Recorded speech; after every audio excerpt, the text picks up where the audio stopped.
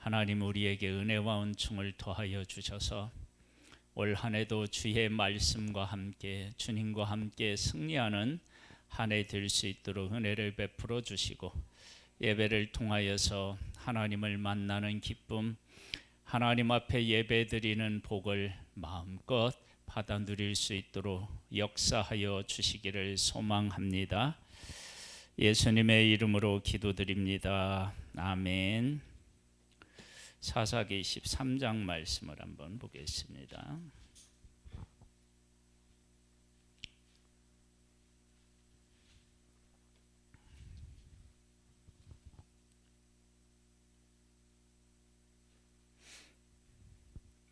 (1절) 말씀에 보면요, 이스라엘 자손이 다시 여호와의 목전에 악을 행하였으므로 여호와께서 그들을 40년 동안 블레셋 사람의 손에 넘겨주시니라.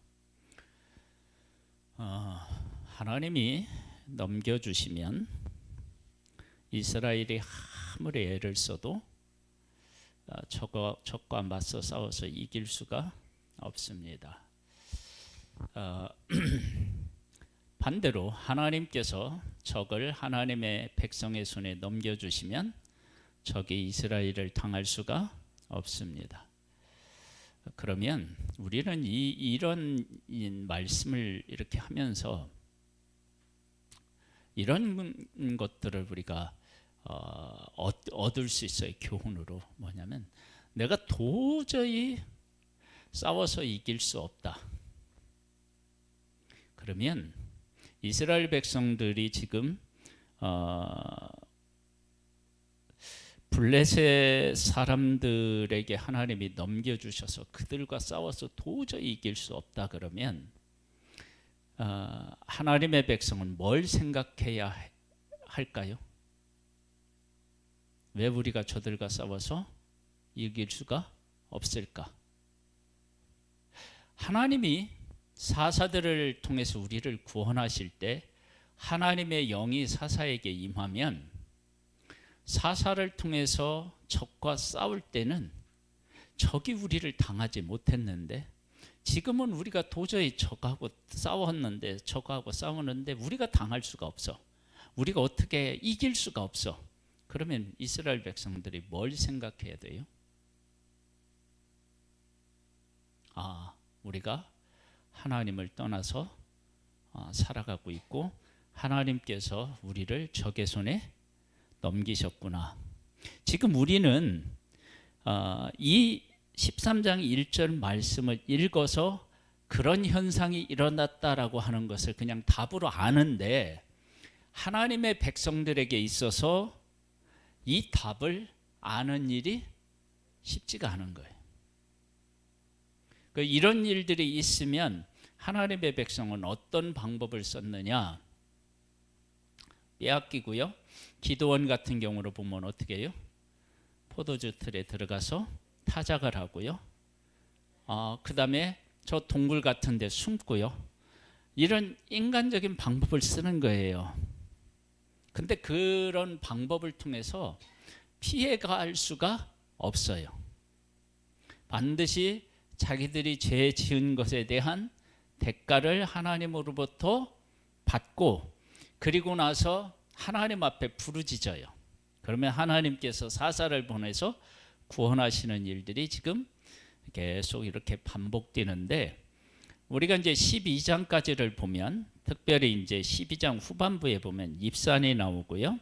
엘론이 나오고 압돈이 나오는데 이 사람들이 사사로 부름을 받아서 이겨서 몇 년 동안 그랬느냐? 7년, 8년, 7년 뭐 이런 정도만 평안해요.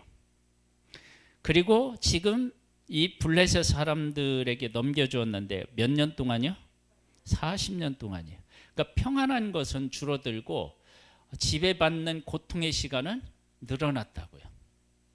그러면 이러한 것만 보더라도 그 시대가 얼마나 악한 시대였는지를 우리가 알 수 있습니다. 그러니까 하나님 앞에서 내가 바르게 서 있지 못하면 어떤 현상이 우리들에게 일어날 수 있느냐? 그러면 평안은 짧고 고난은 어떻게 해요? 길 수 있어요. 그리고 내가 어떤 일에 도저히 내가 그 일을 당할 수 없다라고 하면 나를 무엇에 하나님이 그곳에 넘겨주면은요 내가 당할 수가 없어요. 그럴 때는 적하고 싸우려고 해서도 안 되고 뭐 적을 피해서 도망가려고 해도 안 돼요.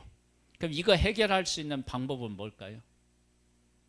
하나님 앞에 부르짖는 거고 회개하는 것이겠죠. 그러면 지금 이 사사기를 이렇게 쭉 보면서 저는 이런 생각을 한번 해보기도 해요.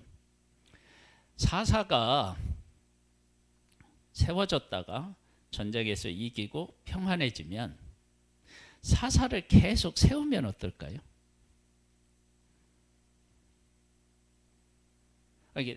이게 텀이 있잖아요. 죽고 이스라엘 백성을 부르짖으면 사사를 세워서 구원하잖아요. 그러면 이 사사를 이렇게 왕이 이어서 왕이 되잖아요. 그것처럼 사사도 이어서 사사를 세워놓으면 하나님의 백성이 범죄하지 않을 수도 있는 거 아닌가?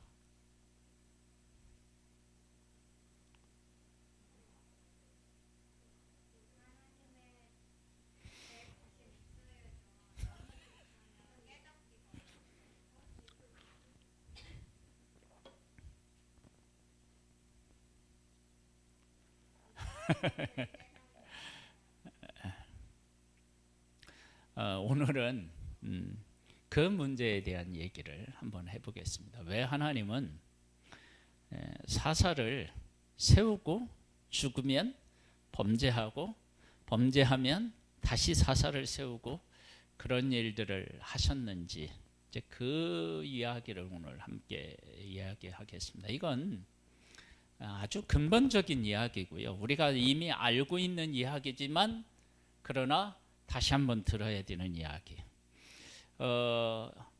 우리가 지금 이 땅에서 살면서 고통 가운데 살아가잖아요.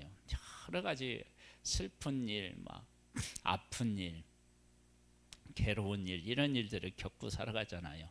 이걸 근본적으로 따지고 들어가면 어디에 이르게 돼요? 에덴 동산 선악을 알게 하는 나무 열매에 이르게 되죠. 그때 이제 많은 사람들이 그런 질문을 해요. 하나님이 선악을 알게 하는 나무 안 만들었으면 좋았을 거 아니냐. 그렇죠? 그럼 따먹을 일도 없고 따먹을 일이 없으면 범죄하는 일도 없고 그랬을 텐데 왜 만드셨을까? 뭐 이런 질문들을 하잖아요. 그 질문하고 사실은 일맥상통하는 이야기인데요. 하나님은 하나님의 백성을 애굽에서 이끌어내시고 약속의 땅으로 들여보내실 때 하나님의 백성들에게 약속의 땅을 하루라도 빨리 주고 싶은 마음은 하나님에게 있는데 약속의 땅을 그냥 주시지 않고요. 약속의 땅에 가서 적군을 만나면 적과 싸우고 하나님의 말씀대로 순종하여서 적과 싸워서 이길 수 있는 하나님의 군대를 세우시고 난 후에 어디로 가냐면 약속의 땅으로 이끄셨다고요. 그래서 가데스 바네아에서 12명의 정탐꾼을 보냈더니 싸울 준비가 돼 있어요, 안 돼 있어요? 안 돼 있잖아요. 그러니까 그 40년 동안 싸울 준비가 돼 있는 하나님의 백성으로 세우고 난 다음에 약속의 땅으로 들여보냈어요. 하나님께서 앞서가서 싸우시지만 앞서가서 싸우셔요. 여리고 성도 하나님이 앞서가셔서 싸워서 이기게 하신, 무너뜨리신 거예요. 하나님이 앞서가서 싸우시지만 하나님의 백성들에게도 적과 맞서 싸우겠다는 하나님의 약속에 대한 신뢰와 하나님과 함께 전쟁터라에 나아가는 군인으로서의 모습을 보여주어야만 됐다고요. 그런 것이 없이 하나님이 앞서 가서 싸워서 그냥 약속의 땅을 주시면 하나님하고 하나님의 백성하고 하나님께서 사람을 만드셨을 때 원래 가지고 있었던 그 목적을 이룰 수가 없어요. 하나님이 사람을 하나님의 형상대로 만드셨다는 얘기는 사람들과 교제하고 사랑을 나누기 위한 존재로 만드셨다고요. 그런데 죄를 지어서 그것이 단절되었는데 그것이 다시 회복되어야 돼요. 그 회복되는데 그 회복돼야만 우리의 삶이 행복해질 수 있고 평안해질 수 있고 그 우리를 만드신 하나님하고 동행할 수 있다는 것을 보여주기 위해서 누구를 선택했냐면 아브라함과 그 후손을 선택하셨잖아요. 그 후손들을 통해서 이런 일들을 보여주시는 거예요. 그런데 지금 하나님의 백성들이 지금 약속의 땅에 왔는데 죄를 지었어요. 적에 의하여서 고통을 겪어요. 그러면 이제 하나님을 다시 찾아요. 하나님 앞에 부르짖는 거예요. 그리고 하나님이 사사를 보내셔요.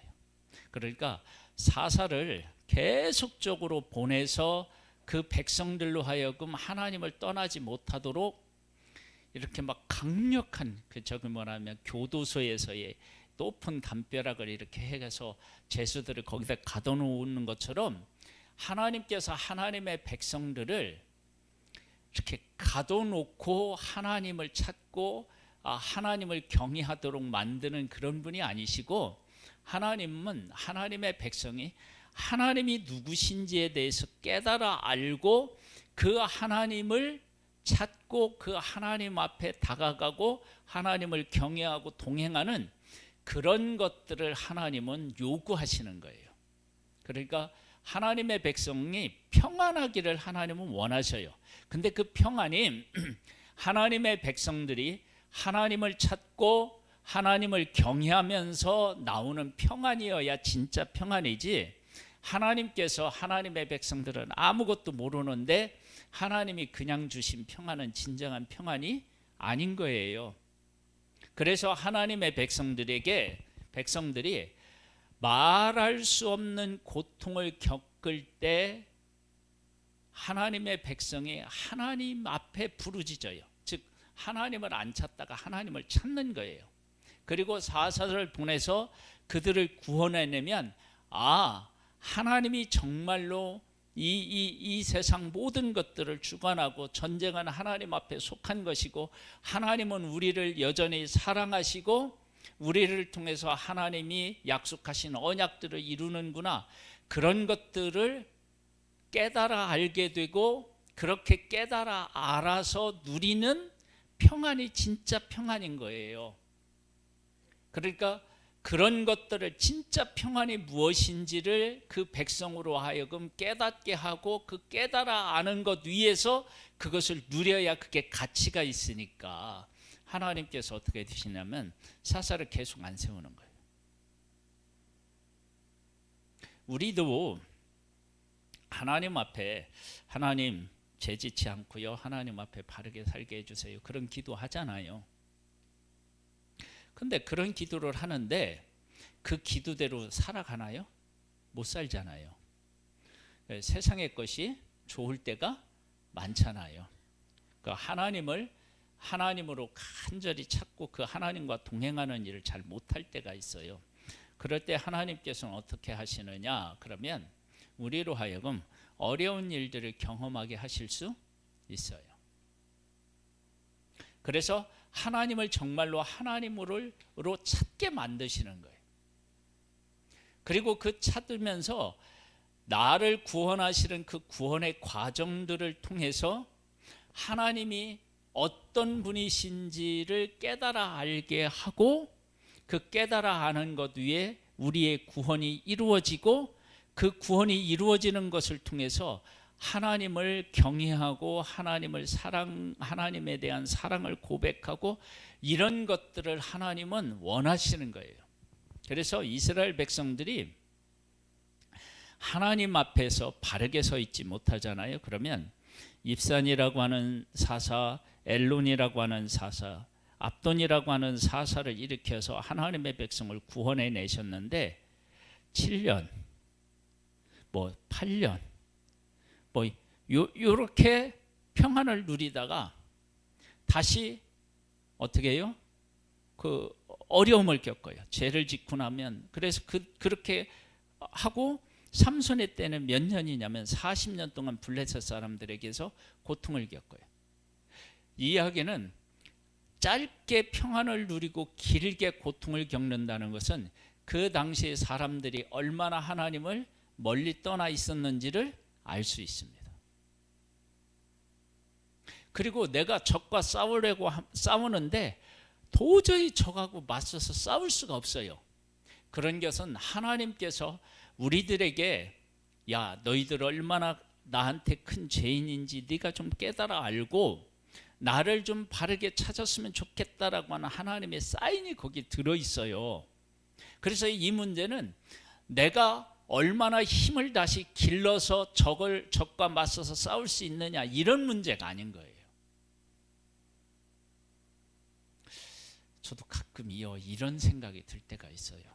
이렇게 뭐냐면 목사라도요, 부자인 목사하고 가난한 목사하고 성도가 적은 교회 목사하고 많은 교회 목사하고 사회적으로 대하는 게 달라요.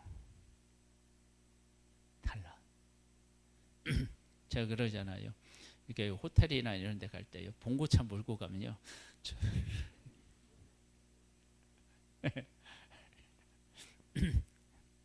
알아서 어떻게 해.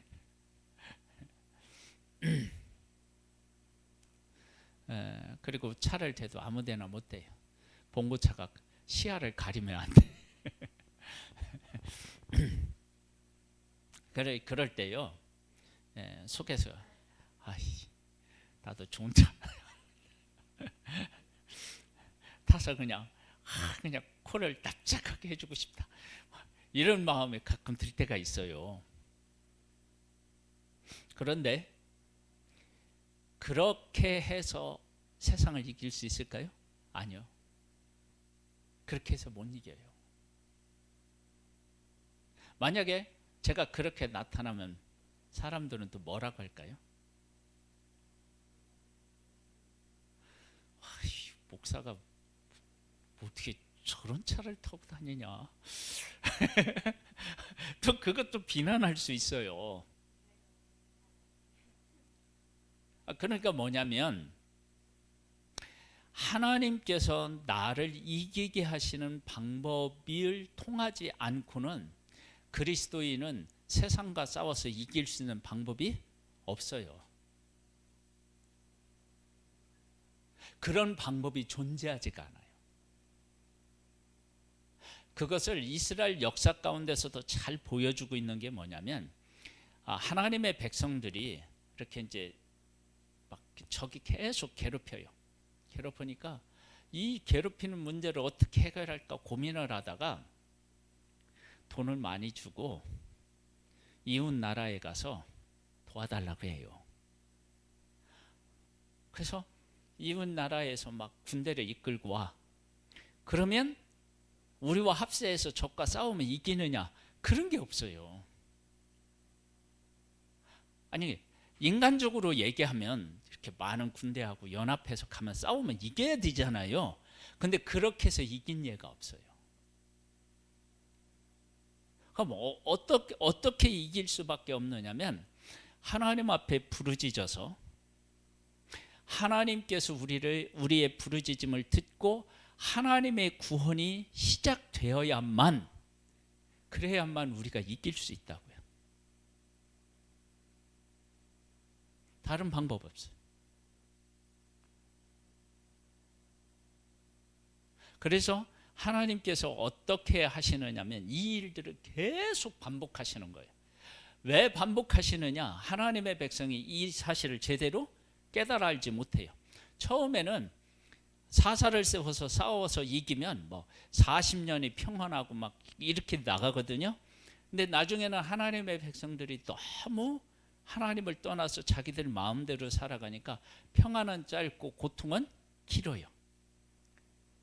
왜 이런 일이 일어날까? 우리가 하나님을 찾지 않고 하나님 뜻대로 안 살았다라고 하는 사실을 깨달아 알게 하기 위한 거예요. 선악과가 마찬가지예요. 선악과는 뭐냐면 우리는 하나님에게로부터 왔다.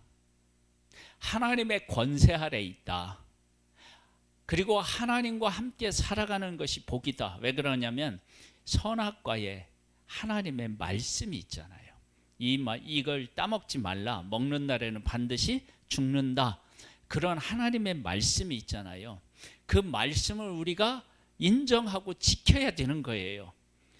그것은 하나님을 하나님으로 인정하는 거잖아요.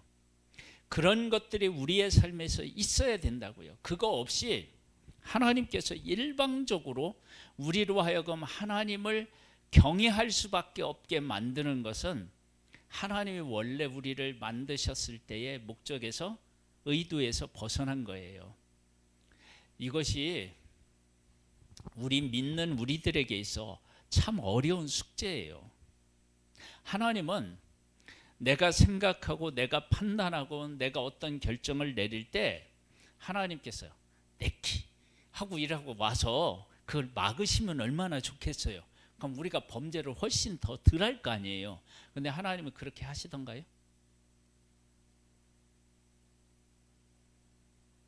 내가 생각하고, 물론 이제 신앙적인 양심이 있어서 꺼림직한 하지만 내가 이렇게 선택하고 그럴 때 하나님은 어떻게 해요? 뭐 이렇게 안 보이셔요. 그리고 내가 그걸 선택하고 그 선택한 결과로 인하여서 이게 하나님 앞에 큰 죄였구나라고 하는 것을 깨달아 알고 하나님 앞에 부르짖을 때까지 하나님 어떻게 해요? 기다리셔요. 그래야 우리가 하나님이 어떤 분이신지를 알고, 하나님이 어떤 분이신지를 알고 하나님을 찾고 그 하나님과 동행하려고 해야 그게 진짜인 거예요. 그러니까 하나님은 이스라엘 백성들에게 약속의 땅을 하루라도 빨리 주고 싶은 게 하나님의 마음이셨어요. 그런데 그렇게 하시지 않아요.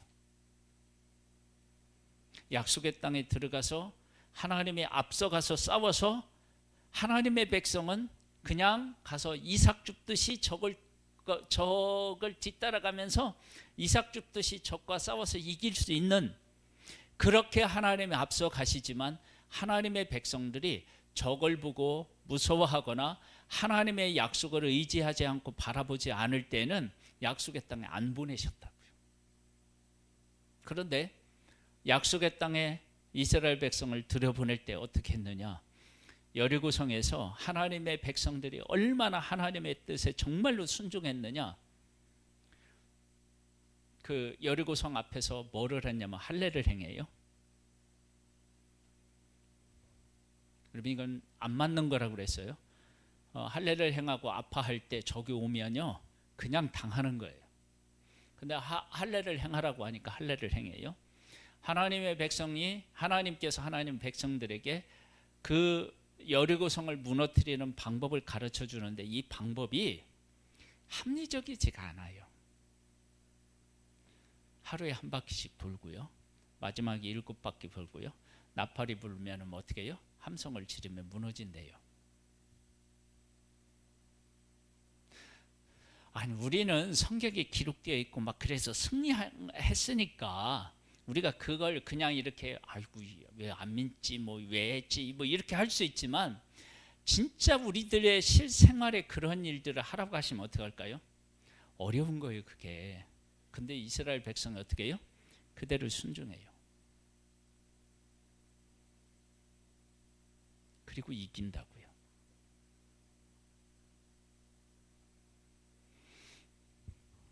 얼마만큼 하나님의 백성이 여리고성에 있을 때 순종했느냐 그러면요, 아이성에서 나와요. 아이성에서 한 사람이 불순종했어요. 근데 아이성에서 어떻게 해요? 패해요. 그러면 여리고성의 성을 무너뜨렸다라고 하는 것은 한 사람도 그렇게 불순종한 사람이 없었다는 것을 우리가 짐작해서 알 수 있어요. 그러니까 광야의 40년이라고 하는 이 기간 동안 하나님께서 하나님의 백성을 하나님의 군대로 얼마나 확실하게 세우셨는지를 알 수 있는 거예요. 우리에게도 지금 그것이 요구돼요. 그러니까 교회가 세상과 싸워서 이기는 길은 다른 방법이 없어요. 우리 교회 예배당을, 좋은 예배당을 세우고 뭐 그걸 통해서 막 사람들에게 뭐를 베풀고 이래 가지고 생기는 게 아니에요. 여러분 그렇게 했다면 지금 유럽에 있는 교회들이 얼마나 멋있는지 몰라. 이 교회들이 다 어떻게 해요? 다 술집 같은 데로 팔렸다고 그러잖아요. 나이트 클럽으로 팔리고 막 술집으로 팔리고. 그렇게 잘 져놓은 예배당이 그것으로 하는 게 아니라 하나님에게로 돌아와서 하나님을 찾고 하나님께서 우리를 위해서 일하실 때 그때만이 뭐를 이길 수 있냐면 적을 이기고 우리로 말하면 세상을 이길 수 있는 거예요. 다른 방법은 없어요.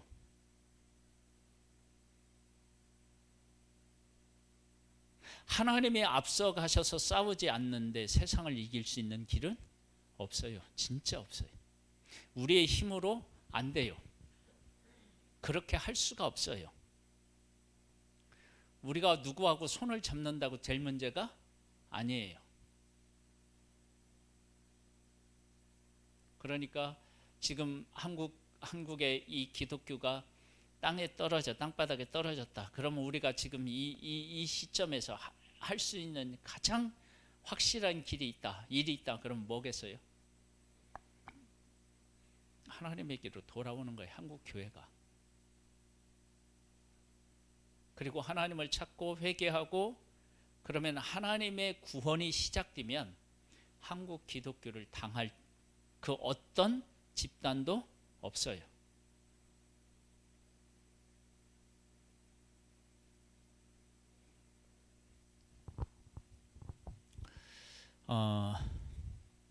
참 이게 목사로서 요즘에 참 이 시대를 보면서 목사로서 목사의 소리를 제대로 못 내는 거에 대한 좀 괴로움이 있어요. 미국이 어마어마한 한파로 사람도 죽고 막 미국 전체적으로 재앙이었죠. 재앙. 이걸 보통 뉴스나 사람들은 뭐라고 얘기해요? 예? 온난화 이렇게 얘기하잖아요. 그렇죠? 온난화라고 얘기하죠.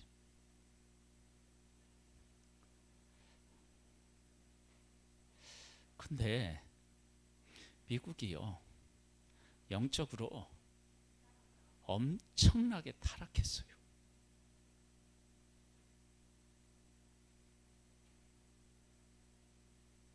지금 우리나라도요, 그런 의미에서 위태위태한 상태에 있다고요.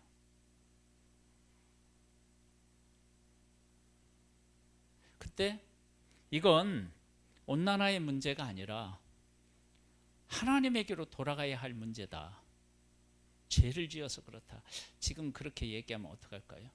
예전에는 교회에 목사님들이 그런 죄에 대한 얘기를 했어요.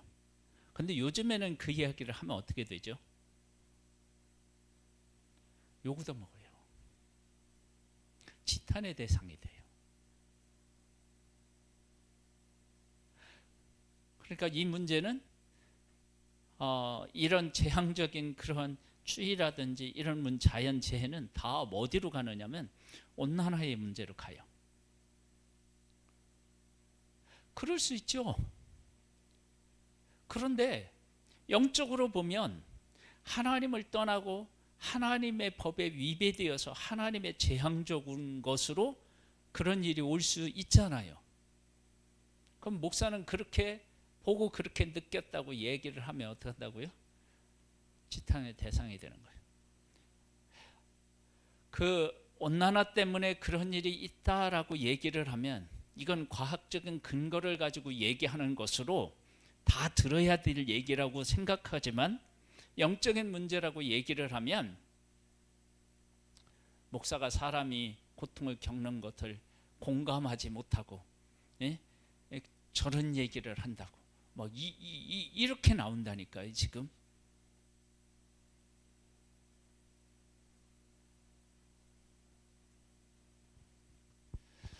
하나님께서 왜 다시 여호와 목전에 악을 행하여서 40년 동안 블레셋에게 고통을 겪게 하시고, 그리고 이제 삼손을 하나님이 선택해서 부르셔서 이 삼손을 통해서 그 구원하시는데 뭐하고 똑같으냐면 출애굽했을 때하고 똑같아요.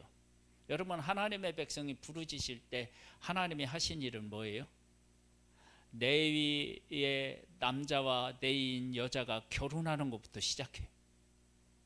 그래서 모세가 부름을 받는 때까지 몇 년이 지나요? 80년이 지나요. 80년. 여기 80 넘은 분 없잖아요. 에? 아니 지금 이스라엘 백성들이 부르짖는데 그렇게 오랫동안 하나님께서는 준비하시는. 지금 삼손이에요. 그래서 삼손이 지금 레위 이 삼손의 부모님이 자식이 없다가 자식이 있는 거 뭐 이렇게 해갖고 나신으로 바치고 뭐 이렇게 얘기를 해서 임신을 해서 애가 나가서 애가 크고 그리고 나서 구원을 한단 말이에요. 다른 사사들은 어떻게 해요? 다 큰 사람한테 하나님이 가서 찾아가서 이렇게 해서 사사로 세우잖아요. 왜 하나님은 삼손은 또 그런 방법을 쓰셨을까요?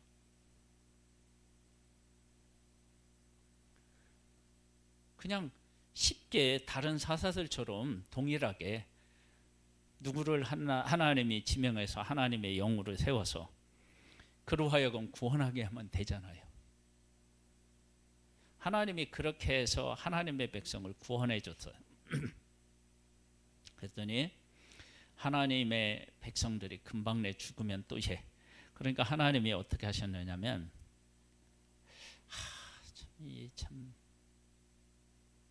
삼손을 세워서 태에서부터 나무로부터 이를 구별하여서 하나님이 세우셨잖아요. 세우셨는데 이 삼손이 하나님의 어떤 의도로 삼손을 나시린으로 선택해서 하나님 앞에 어떻게 드려져야 되는지에 대한 바른 이해가 없어요.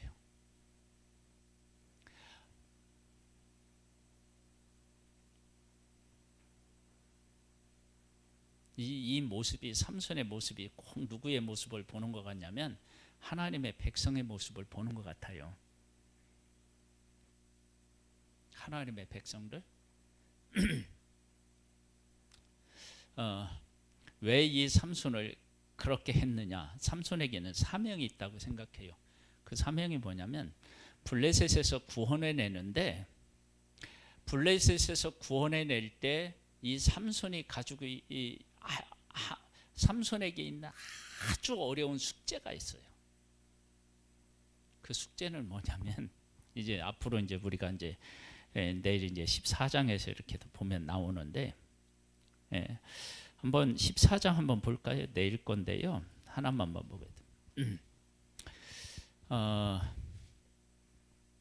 제가 1절로부터 4절을 한번 읽어볼게요. 삼손이 딥나에 내려가서 거기서 블레셋 사람의 딸들 중에서 한 여자를 보고 올라와서 자기 부모에게 말하 이르되 내가 딥나에서 블레셋 사람의 딸들 중에서 한 여자를 보았사오니 이제 그를 맞이하여 내 아내로 삼게 하소서 하매 그의 부모가 그에게 이르되 내 형제들의 딸들 중에 내 백성 중에 어찌 여자가 없어서 네가 할례 받지 아니한 블레셋 사람에게 가서 아내를 맞으려 하느냐 하니 삼손이 그의 아버지에게 이르되 내가 그 여자를 좋아하오니 나를 위하여 그 여자를 데려오소서 하니라. 그때 블레셋 사람이 이스라엘을 다스린 까닭에 삼손이 틈을 타서 블레셋 사람을 치려 함이었으나 그의 부모는 이 일이 여호와께로부터 나온 것인 줄 알지 못하였더라. 지금 삼손에게 어떤 아주 어려운 숙제 사명이 있는 거예요.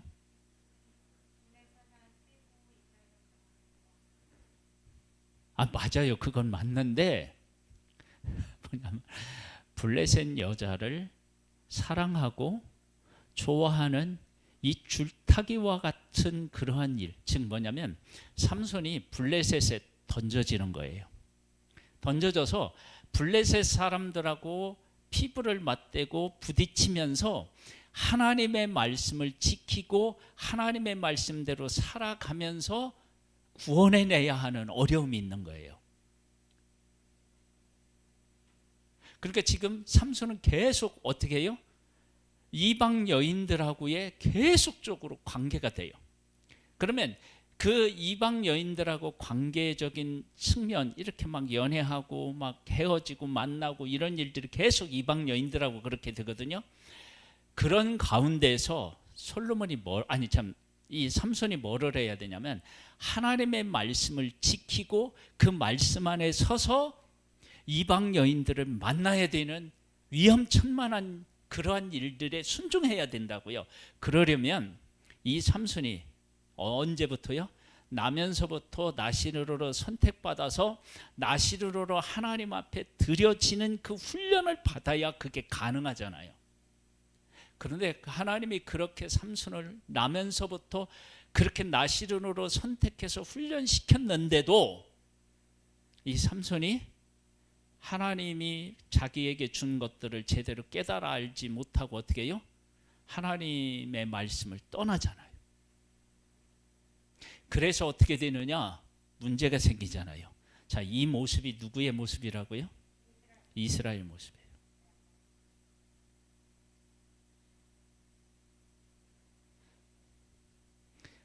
하나님께서 하나님의 백성들을 약속의 땅에 살게 하셨고 그 땅에서 살아가요. 근데 그 땅에 이방인들도 함께 있어요. 그들 속에서 하나님의 말씀대로 살아서 그들을 지배하고 다스리면서 하나님이 주시는 복을 받아 살아서 이방인들을 하나님에게로 이끌어야 되는데 도리어 어떻게 돼요? 그들처럼 돼버렸어요. 그러니까 삼손이 나중에 어떻게 돼요? 하나님이 그를 통해서 일하시지만 그가 점점점 하나님보다는 여인에게 세상 풍습에 완전히 빠져버리잖아요. 그래서 져요. 그리고 그가 눈이 뽑혀요. 물론 맨 마지막에 죽인 사람이 살아있을 때 죽은 사람보다 많다고 하지만 결국은 그가 죽어요. 근데 그 죽음이 하나님의 뜻에 온전히 순종하여서 그 죽는 순교의 삶이 아니잖아요. 그렇죠? 그러니까 그 모습을 통해서 하나님의 백성들에게 보여주는 거예요. 야, 내가 삼손을 이렇게 나면서부터 나시르로 이거 먹지 말고 이렇게 살아. 삭도 되지 말고 이렇게 살아. 그 말씀에 그래도 순종했을 때는 삼손이 적과 싸워서 이겼어. 그런데 내 말을 어겼을 때 삼손은 힘을 잃고 적에게 어떻게 해요? 잡혀서 두 눈이 뽑혀서 웃음거리가 조롱거리가 됐는데 삼손만 조롱거리가 된 게 아니라 나까지도 조롱거리가 됐어. 자, 지금 삼손을 너희들이 봤지? 그러면 이 삼손의 모습이 곧 누구의 모습이냐면 너희들의 모습이야. 내가 너희들과 함께 했을 때 너희들은 내 말을 들었을 때는 적과 싸워서 이겼어. 한 명이 1000명을 싸워서 이길 만큼 내가 너희들에게 힘과 능력을 주었어. 근데 너희들이 지금 내 말을 듣지 아니하고 이방신들을 섬기고 그들의 풍습을 따라서 너희들이 지금 블레셋에 의해서 40년 동안 지배당하고 있잖아. 고통 겪고 있잖아. 삼손이 눈이 뽑힌 것처럼. 그러면서 삼손을 통해서 하나님이 그 백성들에게 오라는 거예요. 오라는 거예요. 하나님에게로 돌아와라. 돌아와라.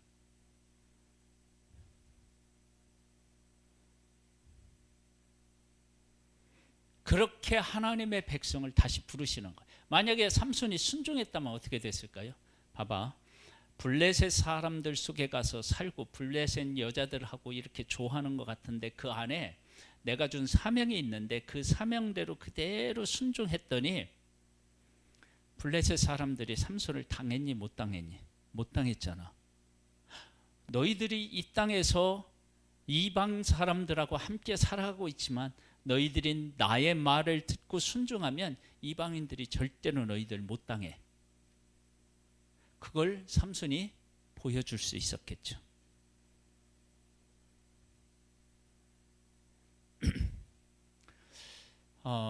하나님께서는 우리들에게 평안을 주기를 원하셔요. 복을 주시기를 원하셔요. 그런데 그 평안이라고 하고 복이라고 하는 것이 하나님을 하나님으로 알고 하나님을 경외하는 데서부터 오는 평안이어야 되지, 그런 것도 없는 상태에서 하나님이 그냥 주실 수는 없어요. 그건 독이에요. 이것이 하나님께로부터 왔다는 것을 알아야만 그게 복인 거예요.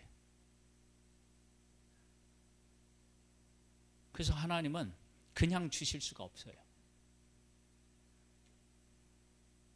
그리고 이 삼손이라고 하는 사람을 통해서 하나님의 백성들의 현 주소를 정확하게 말씀하신 거예요. 이 삼손의 삶을 통해서 하나님의 백성들이 하나님을 제대로 깨달아 알지 못했다. 그러면 이 백성들은 어떻게 해요? 고통을 더 겪을 수밖에 없는 거예요. 그래서 이렇게 삼손의 얘기가 나오고 이후로 어떤 얘기들이 나오느냐면요, 이스라엘 백성들 가운데 정말로 있을 수 없는 일들이 막 일어나서 나중에는 정말 걷잡을 수 없는 그 뭐라고 그럴까요? 그 고통과 재의 막 수렁에 빠져버려요.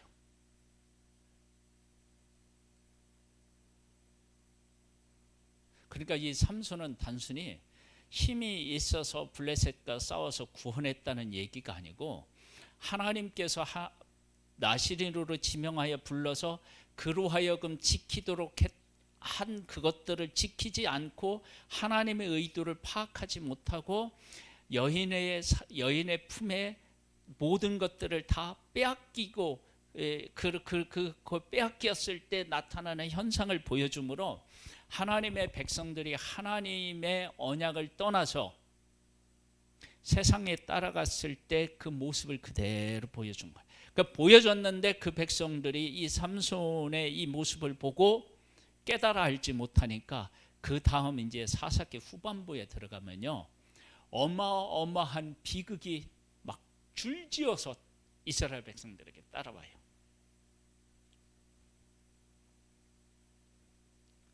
모르니까, 이렇게까지도 이야기했는데 모르니까. 그런데 더 놀라운 사실은요, 우리가 이제 사사기를 끝나고 나면 어디로 가요? 룻기로 가잖아요. 그렇죠? 근데 룻기에 가보면 하나님이 기업 물을 자를 준비해 놓고 계세요.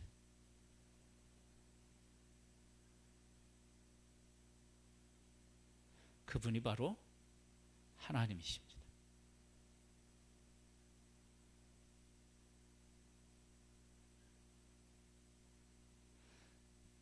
완전히 망한 가족을 다시 회복시킬 수 있는 그런 사람, 기업 물을 자를 준비시켜서 회복시키는 거예요. 그 모습을 통해서 하나님이 하나님의 백성들에게 너희들이 지금 이렇게 살아가고 있지만 나는 너희들이 다시 회복시킬 거야. 너희들을 다시 회복시킬 거야. 그렇게 하나님이 말씀하시고 우리에게는 예수 그리스도를 보내서 다시 죄인 중에 괴수인 우리들을 다시 회복시켜서 하나님의 자녀로 삼아 놓으셨죠. 그분이 바로 하나님이셔요. 이런 것들을 깨달아 알고 하나님을 하나님으로 경외하면서 살도록 하나님이 우리에게 지금 요구하시는 거예요. 이런 일들을 통해서. 그래서 하나님의 말씀을 우리가 이렇게 통해서 하나님의 뜻을 깨달아 알고 올 한 해 하나님을 경외하는, 그래서 복된 우리의 삶이 되기를 소망합니다. 자, 찬양을 드리겠습니다.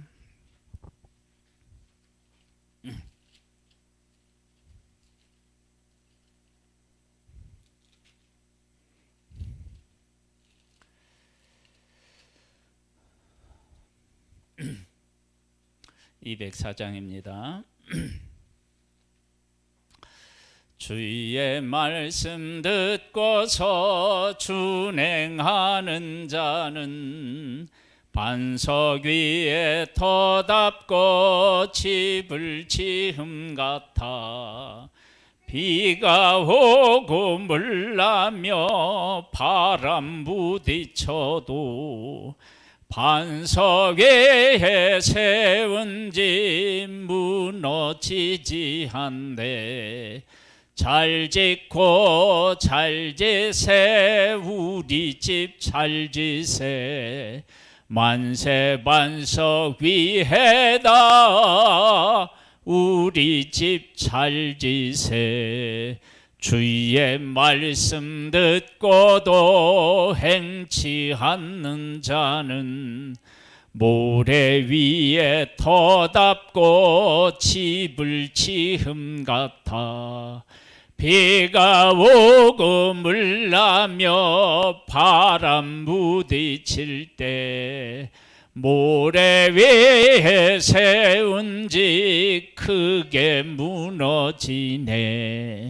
잘 짓고 잘 지세 우리 집 잘 지세.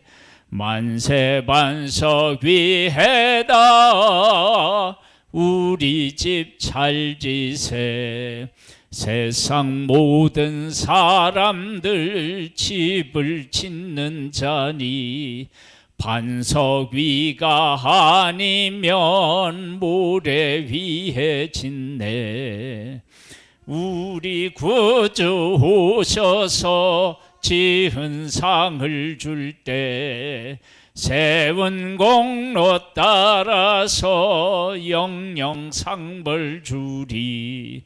잘 짓고 잘 지세 우리 집 잘 지세.